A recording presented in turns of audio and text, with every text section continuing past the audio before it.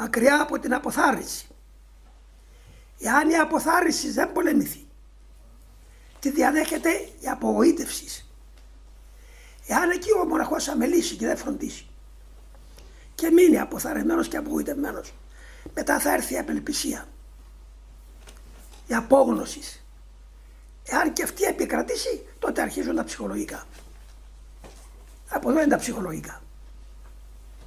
Διότι με την απόγνωση εφθάρει ο πνευματικός κόσμος.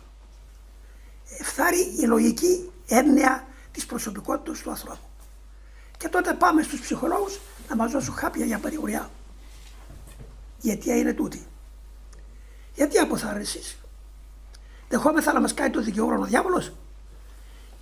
Εφόσον ξέραμε καλά ότι καν μία ημέρα είναι η ζωή μου, ούτε αυτή δεν μπορούμε να μείνουμε αλάθαστοι.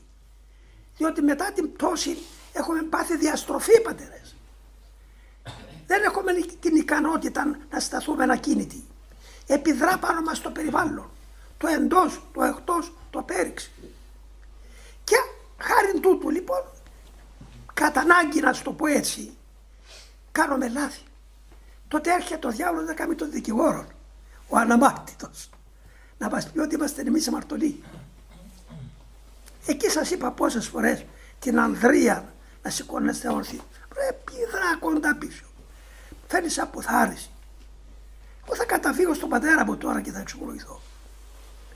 Ήρθε ο Υιός του Θεού του ζώντος εδώ να υιοθετήσει εμένα και να αφανίσει εσένα και εσύ μου κάνεις τον δικηγόρο. Έτσι να αποκρίνεστε στην αποθάρρυνση. Γιατί το θάρρος είναι η κινητήρια δύναμη.